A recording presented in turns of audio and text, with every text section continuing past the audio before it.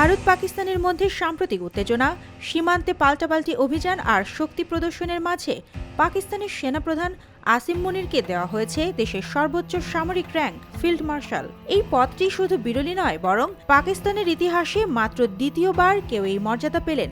প্রশ্ন উঠছে, এই পদোন্নতি কি কেবল সম্মানের, নাকি এর পেছনে রয়েছে আরও গভীর বার্তা? পাকিস্তানের প্রধানমন্ত্রী শাহবাজ শরীফের সভাপতিত্বে ক্যাবিনেট বৈঠকে এই সিদ্ধান্ত নেওয়া হয়। সরকারি বিবৃতিতে বলা হয়েছে, ভারতের সঙ্গে সাম্প্রতিক সংঘর্ষে অনুকরণীয় নেতৃত্বের জন্য মুনিরকে এই পদোন্নতি দেওয়া হয়েছে। এই পদোন্নতি পাকিস্তান সেনাবাহিনীর মনোবল বৃদ্ধিতে সহায়ক হবে বলে মনে করা হচ্ছে। বার্তা সংস্থা রয়টার্সের এক প্রতিবেদন থেকে এসব তথ্য জানা যায়।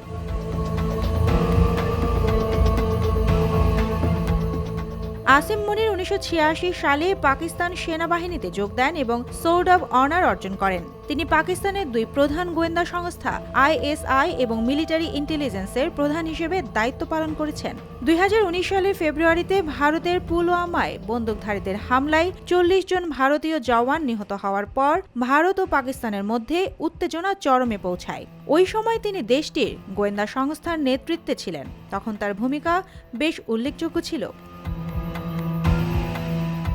2022 সালের নভেম্বরে তিনি পাকিস্তানের 11তম সেনাপ্রধান হিসেবে দায়িত্ব গ্রহণ করেন। 2024 সালের নভেম্বরে তার মেয়াদ 3 বছর থেকে বাড়িয়ে 5 বছর করা হয়। ফিল্ড মার্শাল পদটি পাকিস্তানে একটি সম্মানসূচক পদ, যার কোনো কার্যকরী ক্ষমতা নেই।